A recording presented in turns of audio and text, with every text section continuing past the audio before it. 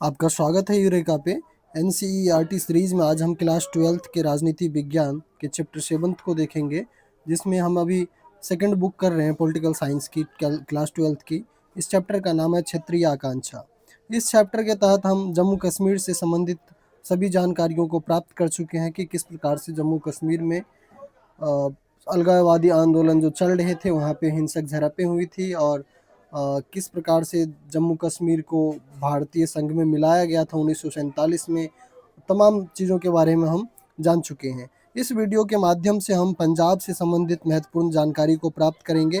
पंजाब में 1980 के दशक में चले अलगाववादी आंदोलन, खालिस्तान की मांग, साथ ही साथ आनंदपुर साहिब प्रस्ताव और जो ऑपरेशन ब्लू स्टार था, इन चीज़ों के बारे में जानकारी प्राप्त करेंगे।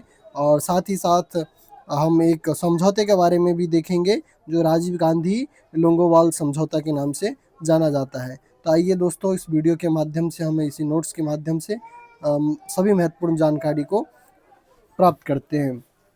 1966 में भाषाई आधार पर पंजाब का पुनर्गठन किया गया था और अकाली दल ने पंजाबी सूबा के गठन का आंदोलन चलाया था वहाँ पे। पंजाब से संबंधित अगर हम राजनीतिक संदर्भ को देखें तो पंजाब सूबे के पुनर्गठन के बाद अकाली दल ने 1967 और 1977 में सरकार बनाई। यह दोनों सरकार गठबंधन की सरकार थी। अकाली दल के नेता को यह समझ में आ चुका था इन चीज़ों से कि सूबे के नए सीमांकन के बाद भी जो उनकी राजनीतिक स्थिति है इतनी मजबूत नहीं हुई थी, क्योंकि एक बार भी इन चुनाव में अकाली दल अपने दम पे सरकार नहीं बना पाई थी। तो अकाली दल परिस्थितियों को देखते हुए निम्नलिखित तीन चीज़ों को लेकर के अपनी जो कमज़ोर जो राजनीतिक स्थिति थी वो दिख रहा था अकाली दल का, जिसमें कि अकाली दल की सरकार को केंद्र सरकार ने कार्यकाल पूरा करने से पूर्व ही बर्खास्त कर दिया था। अकाली दल को पंजाब के जो हिंदू थे उनके बीच में जो कुछ खास समर्थन नहीं था इनको। सिख समुदाय भी दूसरे धार्मिक समुदाय की तरह ही जाति और वर्ग के आधार पे बटा हुआ था। उदाहरण के तौर पर कांग्रेस को दलितों के मध्य अधिक समर्थन प्राप्त था। तो ये तीनों पॉइंट है जो अकाली दल की कमजोर राजनीतिक स्थिति को दर्शाता था। इन परिस्थितियों की वजह से 1970 के दशक में अकाली के एक तबके ने पंजाब के लिए स्वायत्तता की मांग उठाई और यह मांग आनंदपुर प्रस्ताव के माध्यम से उठाया गया था। अब तो आइए जानते हैं यह आनंदपुर साहिब प्रस्ताव क्या था, जहां से इसके बाद में खालिस्तान की मांग का जो नींव है ये आनंदपुर साहिब प्रस्ताव से ही माना जाता है। और इसके बाद में पंजाब की जो हिंसक स्थिति उत्पन्न होती है, जिसके बाद ऑपरेशन ब्लू स्टार चलाए जाते हैं, इन तमाम चीज़ों को भी देखते हैं। तो दोस्तों, आनंदपुर साहिब प्रस्ताव की अगर हम बात करें तो 1973 में आनंदपुर साहिब में हुए सम्मेलन में यह प्रस्ताव पारित किया गया था। और आनंदपुर साहिब प्रस्ताव में क्षेत्रीय स्वायत्तता की बात उठाई गई थी, जो अकाली दल के जो नेतृत्वकर्ता थे इनके द्वारा। इस प्रस्ताव में केंद्र राज्य संबंधों को परिभाषित करने की बात भी शामिल थी। सिख कौम की जो आकांक्षाएं पर जोर देते हुए सिखों के बोलबाला जो प्रभुत्व या वर्चस्व का जो है ऐलान किया गया था आनंदपुर साहिब प्रस्ताव में। आपके एग्जाम के पॉइंट ऑफ व्यू से आनंदपुर प्रस्ताव अत्यंत महत्वपूर्ण हो जाता है। कई बार इसके ऊपर में शॉर्ट क्वेश्चन आंसर पूछ लिए जाते हैं। तो आप ये 4 पॉइंट आनंदपुर साहिब प्रस्ताव से संबंधित याद रखेंगे। अब हम आनंदपुर साहिब प्रस्ताव के बाद जो पंजाब में जो एक हिंसा का चक्र आरंभ होता है और ऑपरेशन ब्लू स्टार चलाया जाता है, आइए इन चीज़ों को देखते हैं। तो अगर हम ऑपरेशन ब्लू स्टार की अगर हम भूमिका को देखें तो दोस्तों, आनंदपुर साहिब प्रस्ताव के कुछ साल बाद 1980 में अकाली दल की सरकार बर्खास्त हो गई और इसके बाद अकाली दल ने पंजाब तथा पड़ोसी राज्यों के बीच पानी के बंटवारा को लेकर के आंदोलन चलाया था। यहीं से धार्मिक नेता ने एक तबके ने यह श्वेत सिख पहचान की बात उठाई थी और जल्द ही इस आंदोलन का नेतृत्व जो नरमपंथी अकाली के पास में था वहाँ से खिसक करके ये चला गया था। जो गर्मपंथी जो तत्व थे, जो अराजक तत्व थे, यहाँ पे आप निकल करके ये चरमपंथी के पास में चला गया था।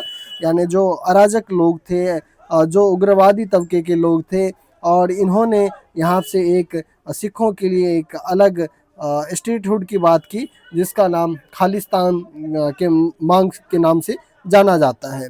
और आंदोलन ने सशस्त्र विद्रोह का रूप ले लिया था और विद्रोहियों ने अमृतसर स्थित जो हरविंदर साहिब जो गुरुद्वारा है, जिसे आप स्वर्ण मंदिर के नाम से जानते हैं, के परिसर में शरण ले रखे थे और इनके पास में हथियार भी थे। स्थिति को नियंत्रित करने के लिए केंद्र सरकार ने जून 1984 में सैन्य कार्रवाई की, जिसे ऑपरेशन ब्लू स्टार के नाम से जाना जाता है। दोस्तों, इस समय देश के प्रधानमंत्री इंदिरा गांधी जी थी और उन्हीं के कार्यकाल के दौरान ये ऑपरेशन ब्लू स्टार चलाया गया था। तो आपसे अगर क्वेश्चन बनता है कि ऑपरेशन ब्लू स्टार क्यों चलाया गया था, तो दोस्तों जो खालिस्तानी समर्थक थे, वो जो हरविंदर साहिब गुरुद्वारा है वहाँ पे हथियार बंद होकर के सरकार के खिलाफ कदम उठा रही थे, देश के खिलाफ थे, तो इस वजह से ऑपरेशन ब्लू स्टार चलाया गया था।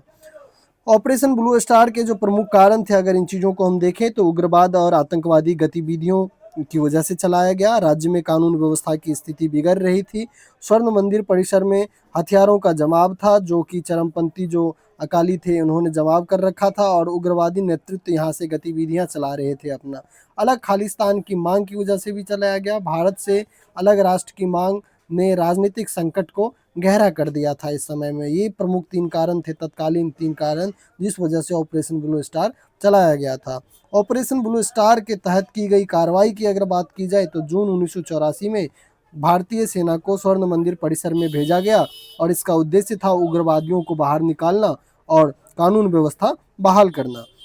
इस ऑपरेशन के जो परिणाम हुए, अगर हम इसकी बात करें, तो इससे भारी जनहानि हुई थी और जो इंदिरा गांधी जी की हत्या भी इसी ऑपरेशन की वजह से की गई।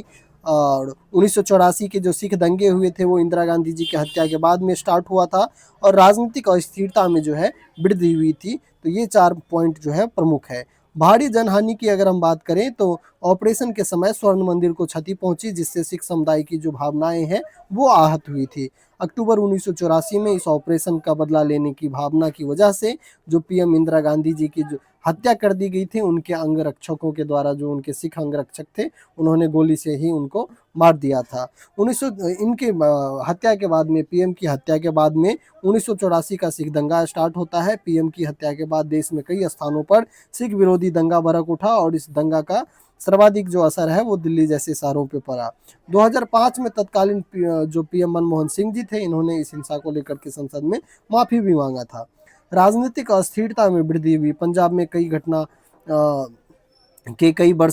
इस घटना के कई वर्ष बाद तक जो है उग्रवाद की स्थिति जारी रही। खालिस्तानी समर्थक बार बार जो है डिमांड करते रहे इन चीज़ों को लेकर के।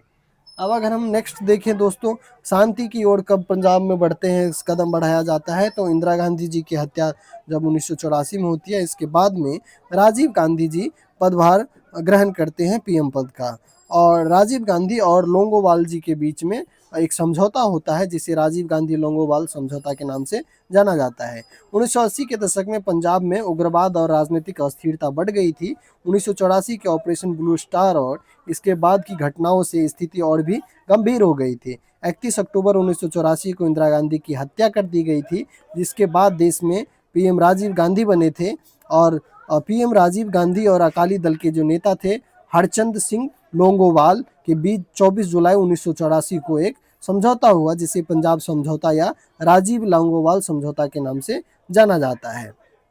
तो दोस्तों, इस समझौते की अगर हम मुख्य बात को अगर देखें, तो चंडीगढ़ का हस्तांतरण की बात की गई, जल विवाद का समाधान निकाला गया और उग्रवाद से प्रभावित लोगों के लिए राहत की बात की गई और सामान्य राजनीतिक प्रक्रिया की बहाली की बात की गई। आइए इस पॉइंट को अब विस्तार पूर्वक देखते हैं। इस समझौते के तहत चंडीगढ़ पंजाब को देने का निर्णय लिया गया। हरियाणा को इसके बदले में कुछ क्षेत्र देने की बात कही गई। जल विवाद को लेकर के अगर हम देखें, तो पंजाब, हरियाणा और राजस्थान के मध्य जो रावी ब्यास नदियों के जल के बंटवारे को लेकर के विवाद था, इस चीज़ का समाधान जो है न्यायाधिकरण यानी कि ट्रिब्यूनल के माध्यम से किया जाएगा, इस बात की घोषणा की गई थी।